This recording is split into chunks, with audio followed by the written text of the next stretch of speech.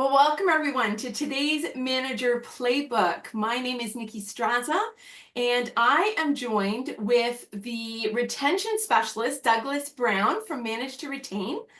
And we're just so glad that you are here with us to have a conversation around driving successful engagement and retention through effective leadership and healthy workplace culture. So Douglas, why don't you take a minute to introduce yourself? Yeah, well, welcome everyone, and thanks so much for taking some time to join us today. I think it'll be a productive discussion. A little bit about me and my background. In the early years, I was involved in production and quality control management. From there, I moved on to spend, I guess, about 20 years in sales. And for the last 18, 20 years, my focus has really been on the people side of business. First, with employee recognition and then with employee engagement, where we worked as conducting surveys and consulting services.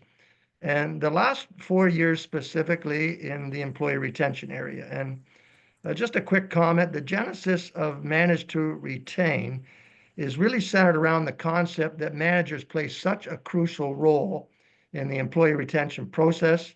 And, where some studies show that the managers have, some tremendous influence and impact on the factors that drive engagement as well as retention.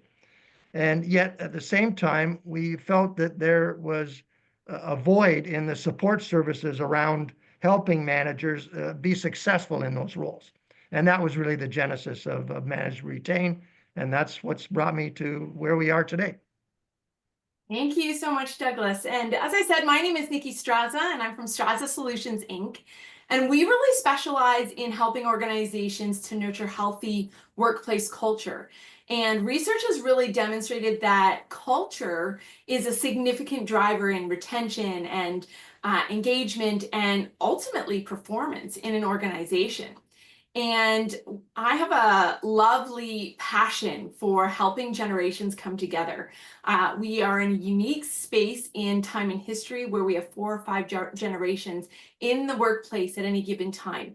And that is really impacting the dynamics of our workforce. And so we're hoping to share some of these insights today with you in part one of our Today's Manager Playbook series. And we'll tell you more about part two as we get closer to the end. But Doug, why don't you just tell us a little bit about kind of how we got to this conversation and how, the changing workplace is really impacting managers and organizations today. Yeah, certainly be glad to. I don't know if you want to flip through the slides to the changing workplace, Is it Nikki, not but showing? I think it's showing the first. No, you're right. It is there now. I see it now.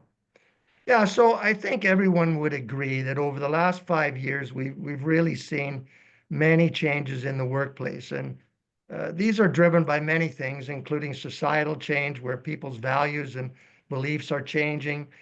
We've seen efforts to drive more inclusion, develop required skills and abilities for employees and teams, compete for talent in a marketplace where it's becoming increasingly difficult, create rewarding work experiences for employees, deal with the rise of AI and its impact on roles and functions, inflationary pressure, working from home, hybrid models. The list goes on and on. Including things like stress and burnout and mental health challenges. So this slide really was just meant to kind of point out times are changing, workplaces are changing, and we think everyone really has to be able to adapt. So, Yeah, and you are absolutely right. I mean, and they're not only changing quickly, but they're changing at breakneck speeds, right? Technology is really yeah, agreed. driving some of those conversations. And so it's really great because sometimes it's nice to take your word for it, but there's a lot of really important research that is actually coming out around these needs and these conversations. And so we're going to share some of that insight with you. Douglas, you have a really interesting report called the Work Institute report that has some really interesting insights. Would you care to share some of that with us? Yeah, I will. I'll just make a quick comment as well on that next slide, which was changing workforce needs and demands. And at the same time that the workplace is changing significantly, I think so are workforce and employee needs and demands, so to speak. And we're starting to see more interest in having work-life balance where they're not, tied to their computer or phone 24/7, or the opportunity to work from home versus driving into the office every day with maybe a long commute.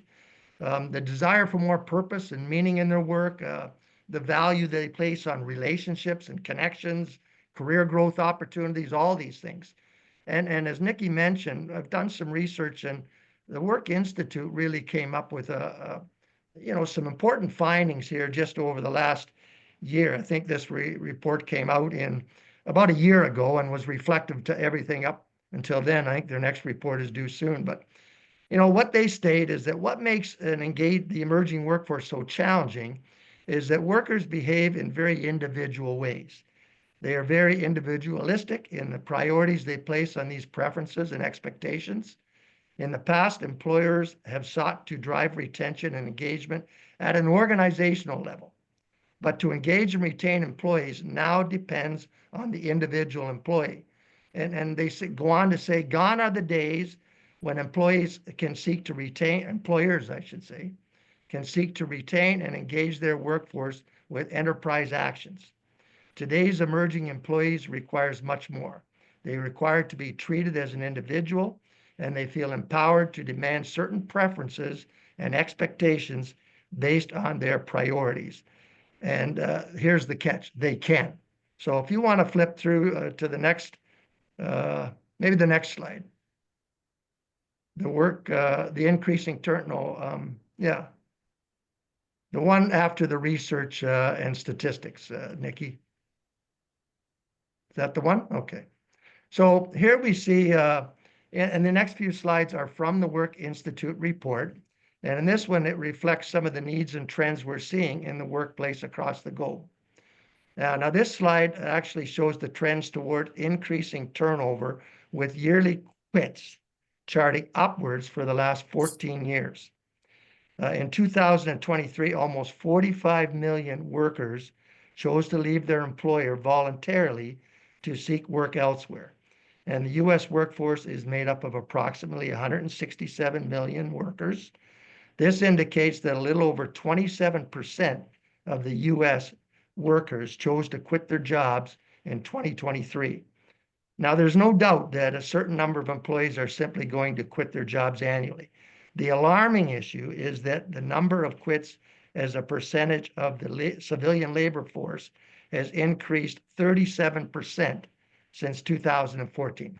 So that's quite concerning, I would think. Next slide, please, Nikki. So this slide indicates labor shortages that make it difficult to recruit and hire the talent and qualifications that an organization needs. And that puts maybe even more emphasis on the employee retention side of the equation. And this has been confirmed by many organizations that we talk to, where almost all of them report it's getting harder and taking longer to recruit the talent they need. Further to this slide, the Work Institute reports and documents that if every unemployed worker was suddenly working, there would still be 3 million open jobs. Workers are scarce and employers are feeling the full weight of the latest war for talent. Next slide, please, Nikki. And lastly here, this slide is showing the increasing cost associated with employee turnover. The Work Institute reported that U.S. companies spend nearly 900 billion, that's billion with a B, dollars, to replace employees who quit in 2023. And the median wage of a U.S. worker has increased from approximately 41,000 to about 59,000 in 2023 over that 10-year period. And as said, cost per turnover for employers is approaching almost $1 trillion. And as wages continue to increase, the financial impact continues to be more detrimental to employers. Nikki, I'll turn it over to you.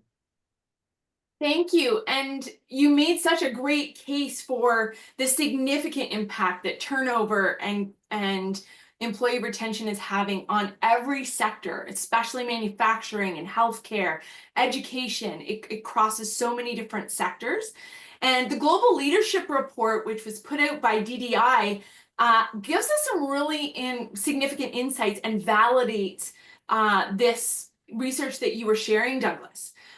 In fact, the top 4 CEO concerns coming out of their 2025 report is attracting and retaining top talent. 54% of CEOs cited this as their #1 pressure concern. And then, of course, the global recession, economic growth, where there's lots of turmoil in economics right now that are influencing it, which has effect on the culture of the workplace, which goes along with that navigating uncertainty. And then, of course, developing the next generation of leaders has become more complex as values and work ethics seem to be different in younger generations. And as we navigate that generational dynamic. And so as a result of all this flux, all of this generational dynamic, all of this change, COVID, we're starting to see that trust is in a significant free fall. And the Global Leadership Report actually indicates that there's actually a critical risk to organizational success because trust is in such a free fall. In fact, they said from 2022 to 2024, trust in immediate managers took a dramatic nosedive from 46 to 29%. And so going back to what Douglas was saying, as managers are kind of that front line for culture and retention, this is a significant factor as to why. In fact, the Global Leadership Report indicated that those who invest strategically in leadership development, their pipelines, their first line and frontline managers see marked improvements in leadership effectiveness, engagement, and retention, as well as overall organizational performance.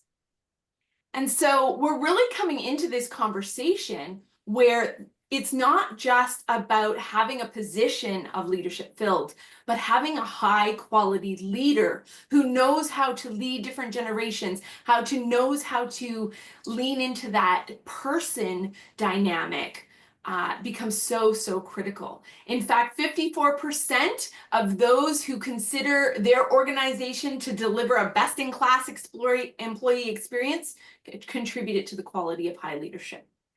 And so we really have a compelling invitation to relook at how we're leading.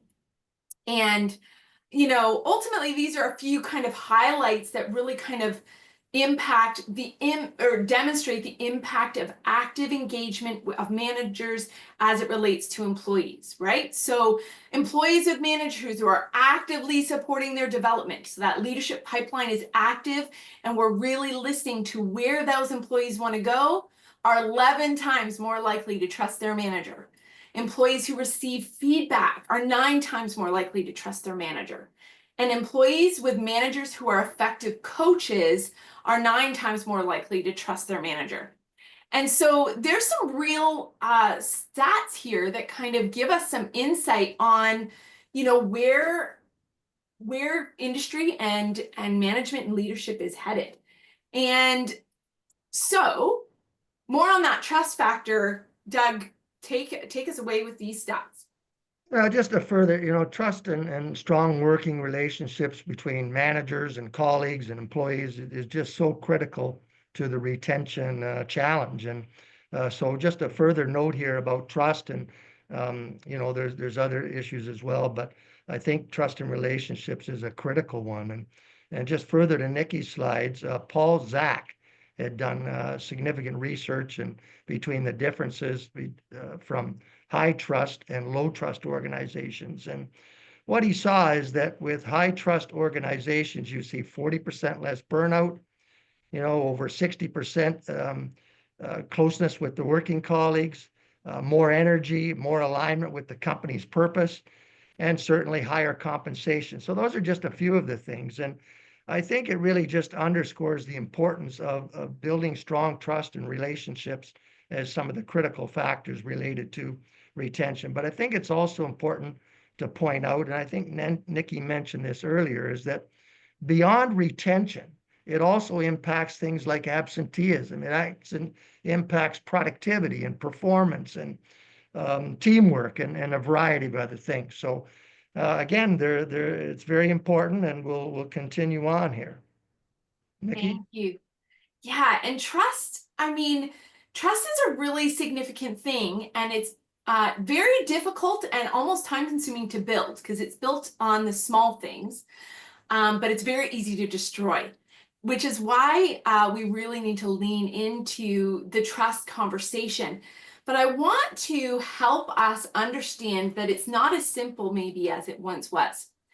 As I kind of highlighted earlier, for the first time in recorded history, we have at least 4, if not 5, generations of workers in the average workplace. So you will remember the generational labels of Boomer and Gen X and Millennial and Gen Z.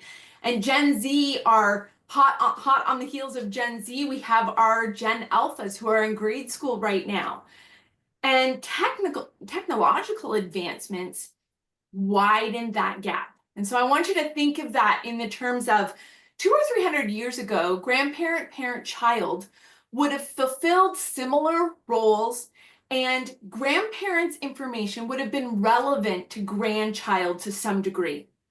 The rate of change in the roles that they played were not super drastic.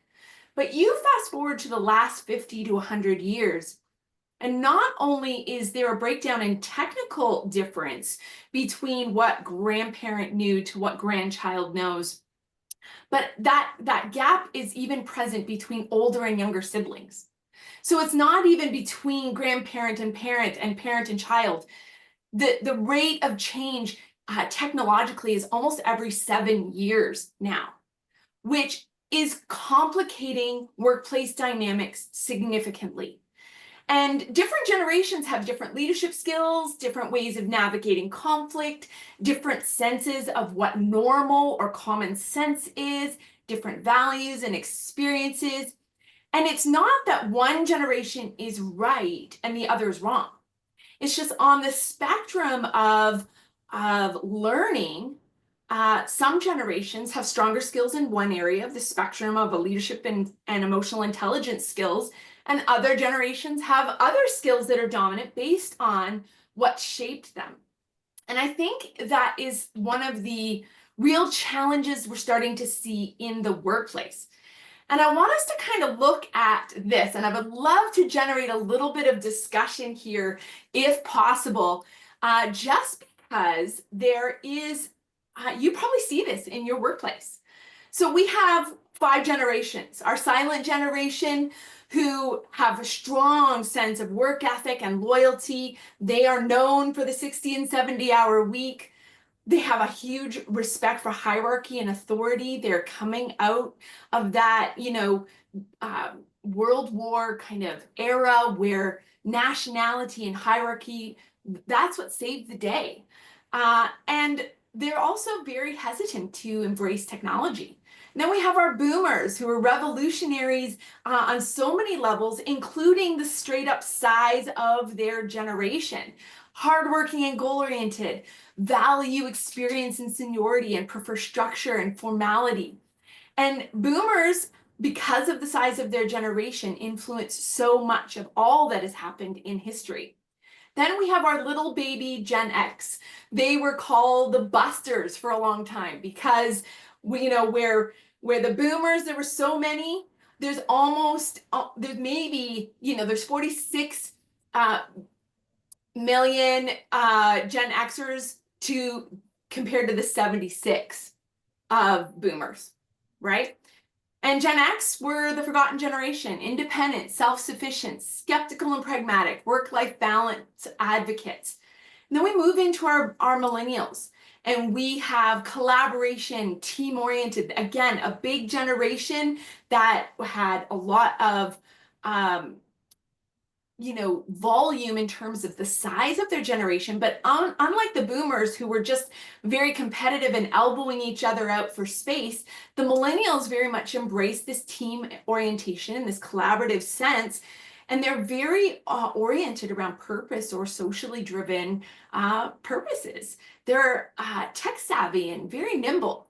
And then we have our Gen Zs who are coming out of college and high school now, digital natives. They're very information driven. They're very action oriented.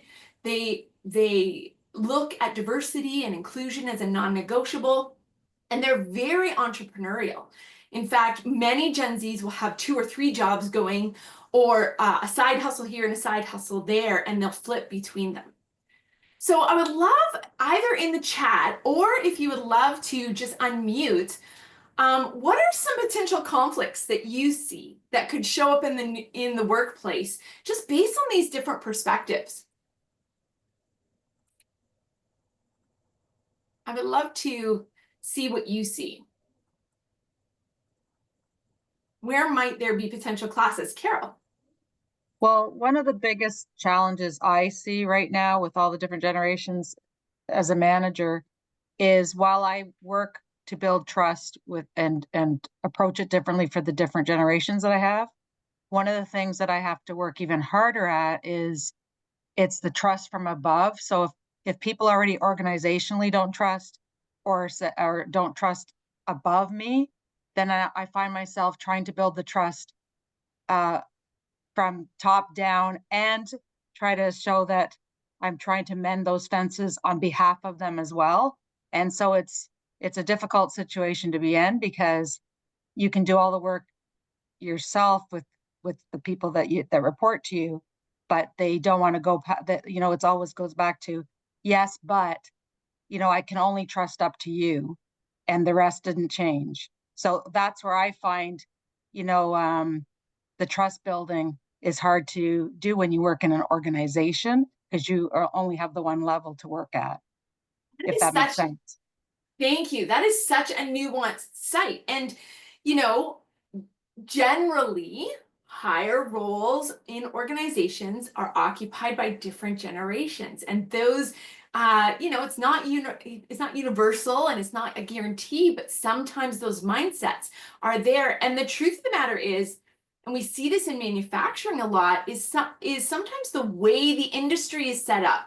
Education, healthcare, they're very much, the very system is oriented because it was designed by older generations, that the system itself reflects some of those generational perspectives.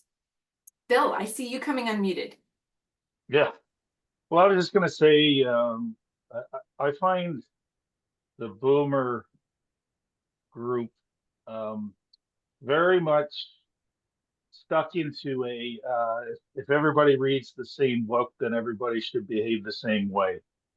And I like seeing how everybody translates that book into what's effective. So that's a challenge that I found, because that's where we are in our industries. We're at that transition stage where the boomers are retiring out of the industry, and they're not liking how the people they're trying to put in place, only because they think they should be identical to them. Well, and you've highlighted something that every generation actually is guilty of, which is called chronocentrism, or thinking we're right. And every generation is vulnerable to that kind of perspective. But you raise a really important point. How do we navigate that sense that we think the way we see the world is the right way? In the chat, I see there's a couple, and Barb, I see your hand. I'm just going to pop to the chat. So Gen Z challenges with regard to boomers and their understanding of work ethic and vice versa. Absolutely. There's a very distinct difference in what constitutes work, hours versus output. Sarah says, I see a big shift in younger generations' willingness to put up with a toxic environment. They rightfully will not tolerate it. Many would prefer to be paid less in a healthy work environment that makes them happy. Chris indicates, even beyond the toxicity, younger generations, absolutely Gen Z, are less impressed with pedigree. They'd rather work for a company that works to improve the world, organizations that mirror their own set of values. Stephanie offers, boomers are more loyal to their companies. Gen X is looking for recognition and they will move jobs more often. You're absolutely right. Debbie shared work-life balance is becoming the norm, and this is not a bad thing, but it is hard for us to accept, especially when, maybe as older leaders, we weren't given that grace and we weren't given that conversation. So many great insights, and you can see why conflict exists. Barb, what would you add to this conversation? You're muted. Yeah. I was just going to add that a lot of times there's diversities in expectations for communication between the different generations, and that can impact trust. And I know there's different ways of communicating, but I think that is a challenge when I think the millennial Gen Z, they focus more using technology, and the practical phone call is almost non-existent these days. And even expectations for when you get back to people. So, if you leave a message or a phone call or an email, I just find the whole expectations between the generations are so diverse. And that can cause a little bit of a hardship and challenge. You nailed that so excellently, Barbara, and you're absolutely right. When it comes to workplace conflict, we don't actually recognize how many of the complexities that we're navigating are actually generated by generational differences and misunderstandings. And, in fact, only 8% of American organizations even consider generational differences or generational diversity to be a category of diversity. And so it's something that is impacting all of us. And the challenge becomes is we sometimes, because we miss that generational perspective, we then just make that assumption of malice, and we think people are just being disrespectful or rude or malicious, rather than actually leaning back and going, wait a minute, how do they see things? What do they value? What do they care about? And so these are just a couple highlights of some of the very common expectations, values, communication methods, authority and hierarchy, and diversity inclusion. All of these are hot buttons and cause conflict between generations in the workplace. Who recognizes things here on these lists that you probably as leaders have navigated yourself in one-on-ones or between different groups in your team? And it's complex, and how we lead through these different dynamics shapes our culture, which is why it's so important for us to have this generational perspective when we're approaching leadership development. And so as we kind of, navigate through, we really have to recognize that our ability to navigate these different complexities impacts trust. Trust impacts culture, and culture drives retention or turnover, right? It's a very direct line. In fact, a Gallup study found that 70% of the variance in employee engagement is directly related to the frontline managers. And I love this Stephen M.R. Covey quote, and he just says, trust is not a warm and fuzzy nice to have. It is a hard-edged economic driver that creates competitive advantage. Culture drives retention or turnover, and trust or lack thereof drives culture. And we're kind of wanting to lean into these conversations today. So I want to leave us with 3 kind of key skills that managers and leaders need to lead multi-generational teams and really nurture that trust and ability to have good retention in an organization. And then Douglas is going to take that another step further and really give us some more strategies that we can leverage.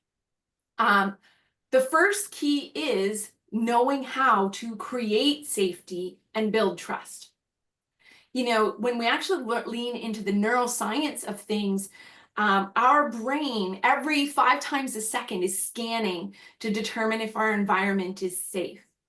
And if it determines, because of a conflict or a misunderstanding, that my opinion or my input is not valuable here, it immediately puts us into the limbic system, the fight, flight, fawn, or freeze kind of part of our brain, instead of into that prefrontal cortex where our good judgment and our executive functioning is. Trust is only a byproduct of a safe environment. Full stop. If you don't have safety, you don't have trust. Doug, I saw you come unmuted. Do you want to have something you want to add? No, I was just going to mention, Nikki, I think as you wrap up here, you correct me if I'm wrong, but I think we're now over 55% or close to 60% of Gen Zs and millennials in the workplace. I mean, I believe it's the majority now, and it's Correct. only going to increase. So the importance of these challenges is probably going to become more important. That was all I was going to add. And that's a really important point because they have an expectation. Those younger generations, to some of the points in the comments, they have an expectation, and healthy workplace culture is a non-negotiable for our younger generations, which leads us to our leadership mindset. Leadership is really about serving and unlocking potential in those we lead. And we can't do that if we don't lean in and understand who they are and what they need and how they can perform best. And oftentimes, because of different perspectives, leadership in the past sometimes has been performative or self-serving, and we have to be able to shift some of those gears. And that is why we have to lead ourselves first as leaders, right? And that's why I'm so glad you're all here, because as we grow in our own capacity to lead, we then empower others to do the same. And then I just want to leave us with this one last thought, and you heard it in one of the statistics earlier. In order to lead a multi-generational team, our managers really need coaching skills. And I would go so far as to say formalized coaching skills. Your managers may not have a side hustle of coaching clients on the side, but their skill set and ability to be able to use coaching strategies to mentor their staff and to understand the generational differences and lean into inquiry and curiosity is going to be transformative in the workplace. Who here, I would love in the chat, if there are things that popped out of that first part of the conversation, throw it in the chat. I would love to hear what's standing out for you. And now I'm going to turn it over to Douglas, because Douglas, there are some real relationship and, practical pieces that we need to be thinking about. Would you share more? Yeah, so I have a few slides here to chat first about, Nikki. And by the way, that was an excellent overview of the generational challenges. So a few things here, and then I want to kind of get more into the manager's role. But really, there's two kind of key points that I want to make here. First of all, the employment contract versus the psychological contract. And the employment contract has existed for decades, and it's still in place and widespread in many organizations today. And it really clearly outlines several details specific to the organization or company and the employment agreement, such as compensation. You'll see wages and salaries and deductions and things like that defined. You can get into benefit packages and coverages. Terms and conditions of employment is another one. They typically identify the employer and the employee with business names and addresses. They explain the work role and job descriptions. They explain the number of holidays and sick leave that they're entitled to. They can involve contract duration and so on. So that's usually spelled out in writing very clearly. The psychological contract, on the other hand, or in comparison, is often a set of unwritten rules and is typically an informal agreement between an employer and an employee that outlines their expectations and obligations. It's based more on a mutual understanding and perceptions that goes beyond the formal employment contract. And these perceptions and impacts are significant. Things like job satisfaction, motivation, trust, behaviors, career development opportunities, and really much, much more. As I say, on one hand, the employer is certainly within their rights to expect the employee will perform quality work, be as productive as possible and responsive to companies' needs as they work to achieve desired output as identified by the organization.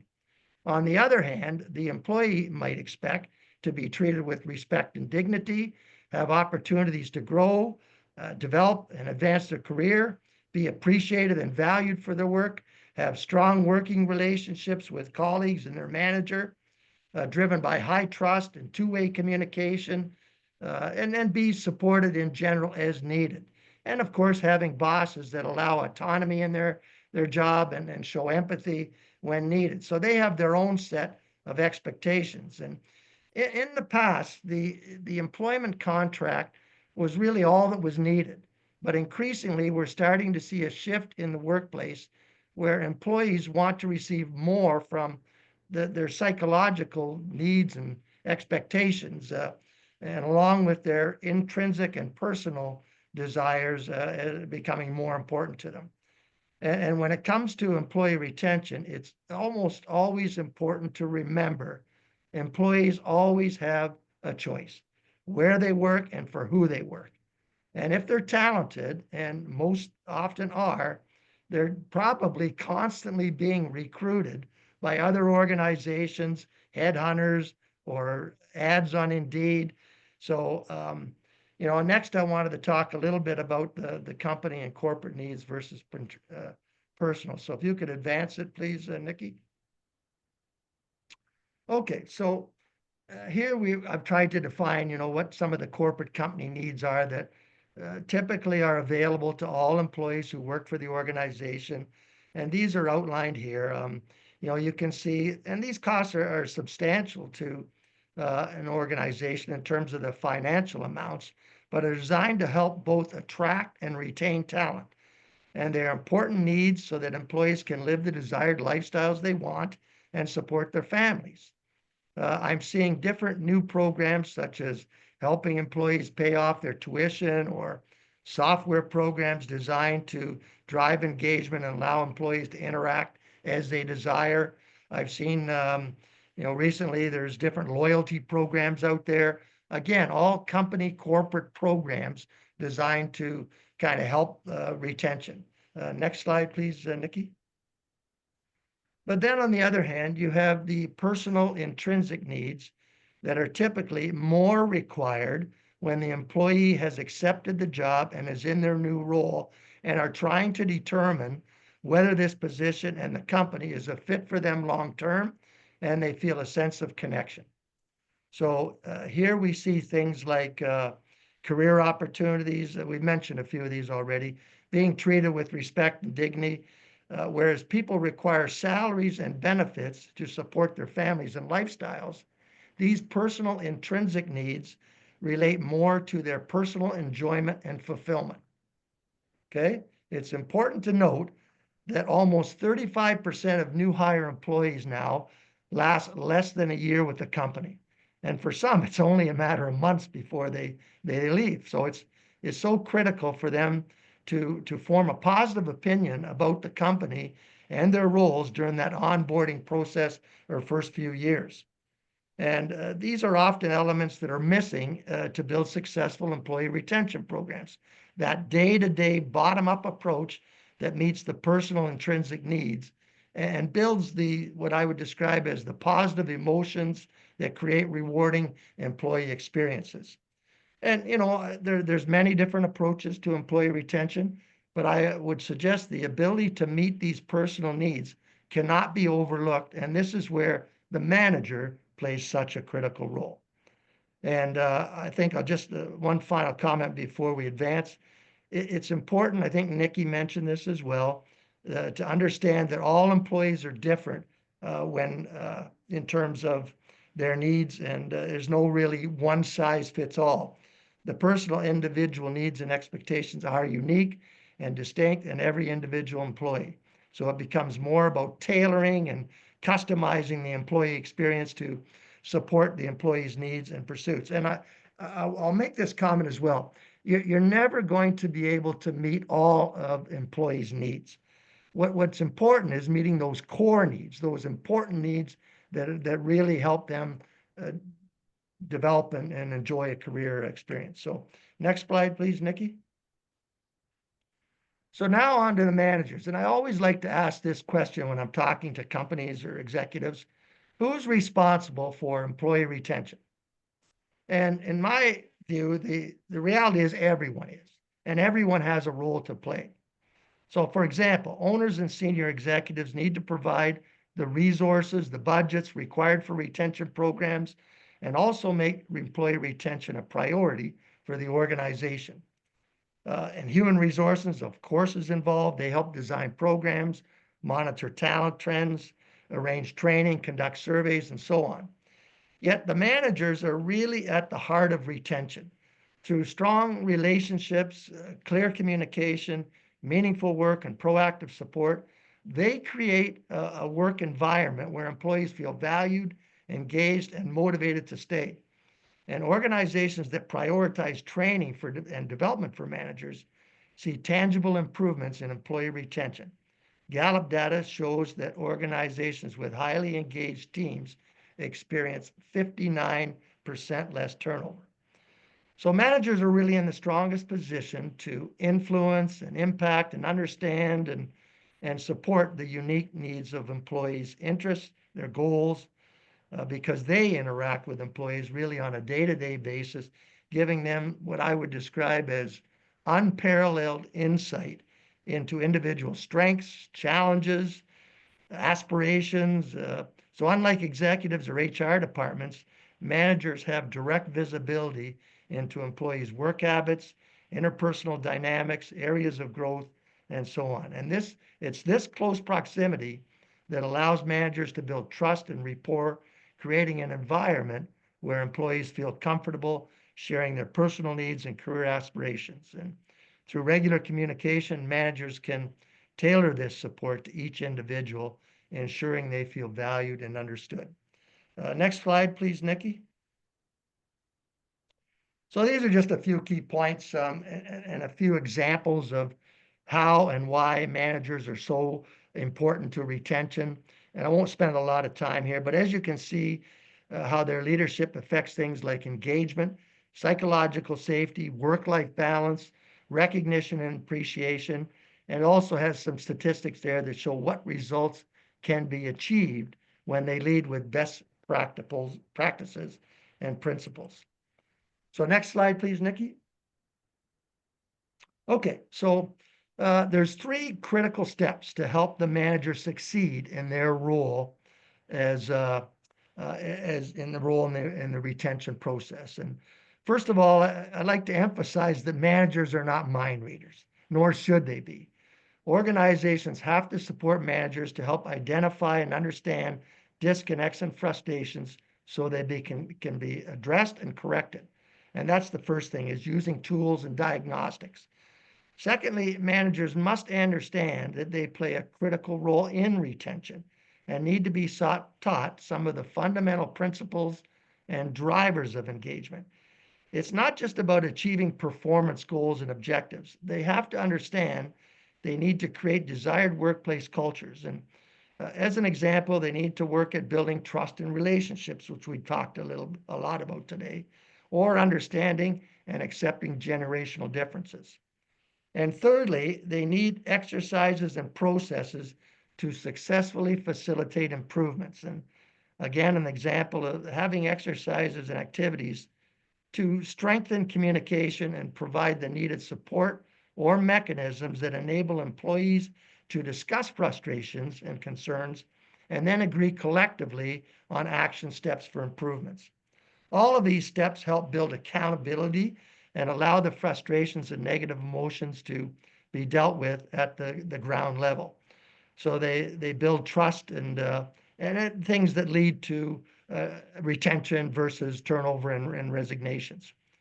And it doesn't have to be HR or senior leaders trying to implement programs. I think that the manager and the employee have key roles to play. And that was, I think, about all that one last comment here. These programs don't have to be high cost. And I think a lot of times corporate programs are significant amount of money that's invested in retention. But the key for this ground level approach is more centered on education and tools and processes to change habits and behaviors. So it's not always high cost. Next slide, please, Nikki. So, Nikki, do you want to summarize the points we've maybe covered today, or? Yeah, absolutely. And before I jump into that, Chris, you put a really insightful nugget in the chat, and I want to just share that with the group. Chris comments that this highlights what Doug's been sharing, highlights the flaws many companies make when hiring or promoting managers. Typically, someone is exceptional at the tactical skill, order processing, inside sales, they're a great machinist, and they reach that top of the pay band, and the company decides to promote them into a managerial or people leadership role. However, being a great manager has nearly nothing to do with being a great tactician. The skills are absolutely different. So they're jamming a square peg into a round hole. And you read my mind, Chris, because that is exactly the thought that I was also thinking about. So often the tactical or the technical skill set and the skill set for leading people are two very, very different skill sets. It doesn't mean that someone who isn't technical can't learn or have people skills also. But we can't make that assumption that because you're good at the technical stuff that you then are good at even teaching other people to do that. So I really appreciate you adding that insight into the conversation. And ultimately, there's a few kind of key things we're hoping you go away with in our conversation today. And that simply is understanding that generational dynamics will help managers create safety and build trust. When we have that understanding, it becomes really helpful in that personalized approach that Douglas was speaking of. Trust is a cornerstone of healthy workplace culture. Understanding the personal needs that employees say are important to them and their worker experience. As managers and leaders, we need to know what they consider important and how do we weave those things into the work experience that they're having with us so that they want to stay with us and see those dreams that are very personal to them realized within your corporate environment or within your company environment. And lastly, as Douglas so well demonstrated, managers are in the strongest position to customize employee experiences, understand employee needs, and therefore are your frontline force in driving retention. And it becomes a very, very critical conversation that we have. And I'm just going to stop sharing for a moment because I would really just love to open the floor to conversations around what we have shared today. I want to take some time. If you have questions or comments to add to this conversation, we would love. Can you see slide 25 again? Oh my goodness, let me see what I can do. Let me just go back to that, and that is going back here. There we go. Slide 25, a great slide. By all means, do the screen capture. Okay, I will give that another few seconds, but while we're here and just who has thoughts or questions? And you're very welcome, Stephanie. Thoughts, comments, questions? Barb.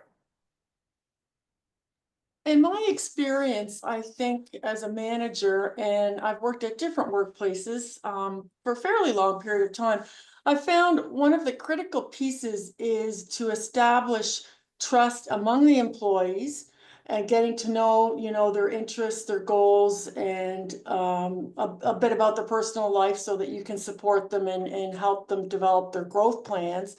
But it has a lot to do with conflict and how conflict is dealt with, and just an understanding about, being kind to each other, and having a process where if you're not comfortable with something, to really put it on the table and work it out directly with the people involved, not sort of having a conversation,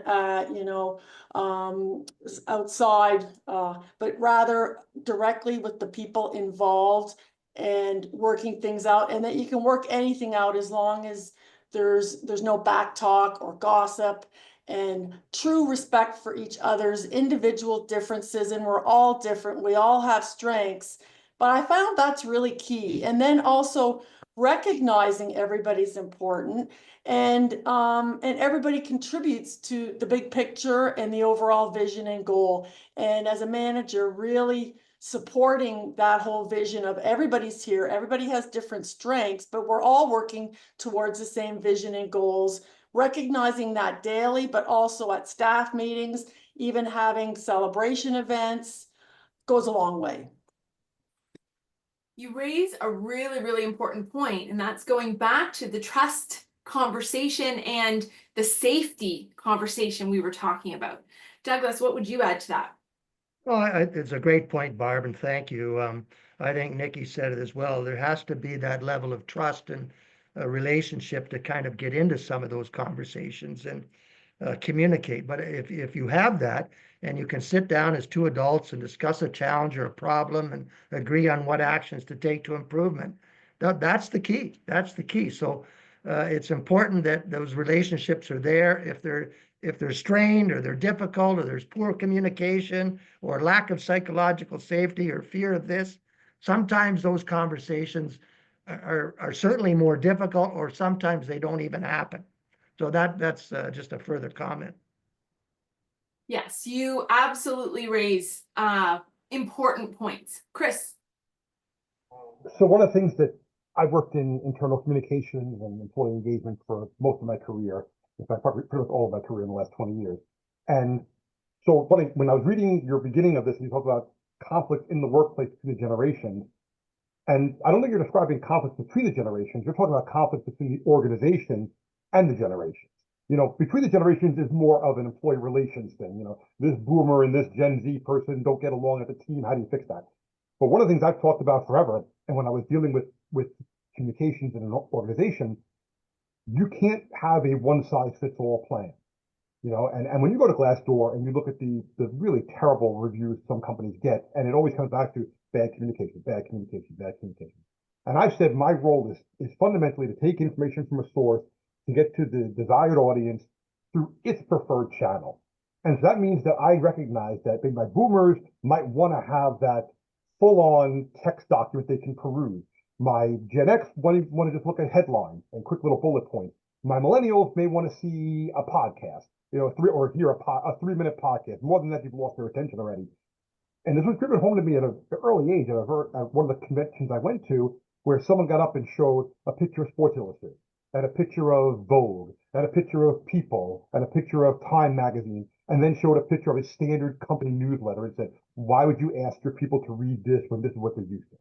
You know, why would you have them go to an intranet that is circa 1973 when you're using TikTok and Instagram?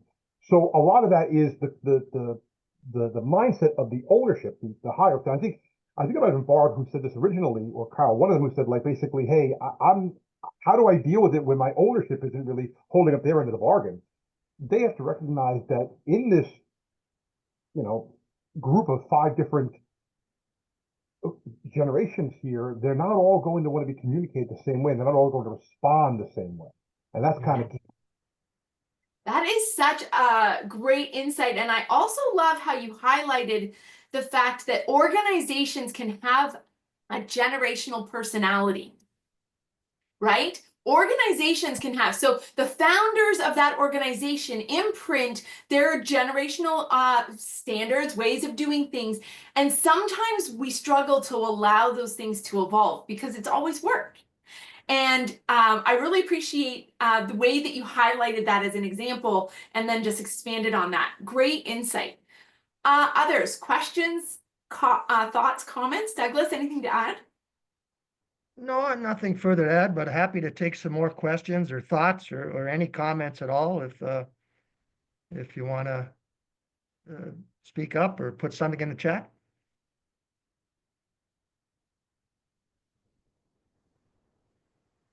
Wonderful.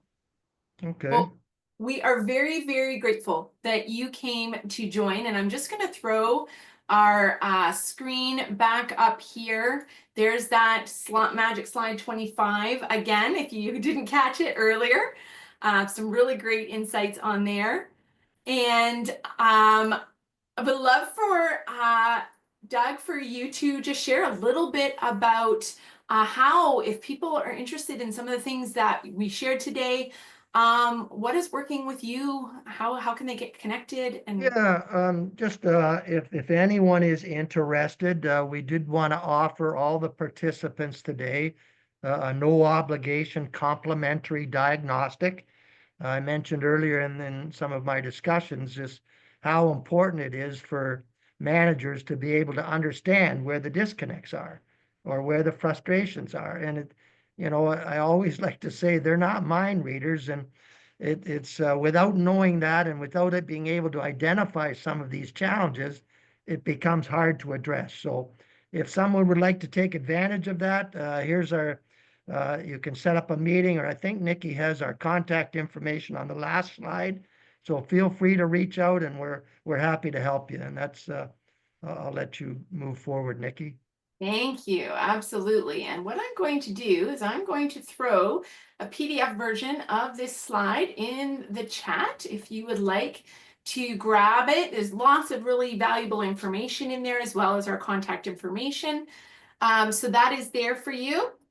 From Straza Services, if that generational conversation, if you see those dynamics at play and want to have a conversation more, again, I have a free 30-minute strategy session, and we can just chat about some of the dynamics and some strategies that you can use. We can explore what that might look like, and I have a few kind of resources that I'd like to send you home with after that session around just assessing your culture and how much your culture you might be costing you in terms of absenteeism, presenteeism, turnover, and then resource you with a free ebook called The ROI of Organizational Wellbeing. And in that, it just unpacks why an investment in your culture and leadership development of your managers is going to be where you want to spend some money in the next little while. So here is an invitation. We are going to do part 2 of this conversation on Wednesday, March 26th from 1 to 2. And either of these QR codes, if you're a guest of Douglas, a guest of Nikki, it'll get you to the same place ultimately. But we encourage you to scan that QR code and sign up today for part 2. And we're just excited to continue this conversation and deepen that conversation as well. And then last but not least, here is our contact information. Again, it's in the PDF in the chat, so you can grab all of that information so you have it. And our website and email addresses are here. Doug, anything else to add to this conversation as we wrap up? Yeah, no, I don't think so, Nikki. I just would like to again thank everyone for taking time to join us. These are challenging times in a lot of ways, and I think to have these discussions and learn from you as well as present some of our thoughts is very helpful to both Nikki and I. So absolutely, I couldn't agree more. Was this helpful? Did you get something valuable out of it? Would love to know in the chat, or give a thumbs up. And appreciate all those who contributed to this conversation. We are here to support you, and Douglas and I believe that retention is a game changer for organizations and really impacts organizations' ability to navigate the uncertainty of the next little while. The world's a funny place. So let us know how we can serve you. Reach out to one or both of us as your needs develop. Thank you very much for your comments and your thoughts and your encouragement. And we hope that we will get to see you in March 26th from 1 till 2 for part 2 of our workshop. And if you have any questions, we definitely look forward to chatting with you more on that as well. So on behalf of Douglas and myself, thank you for joining us, and we hope you have a very great day. thanks, everyone. Take care.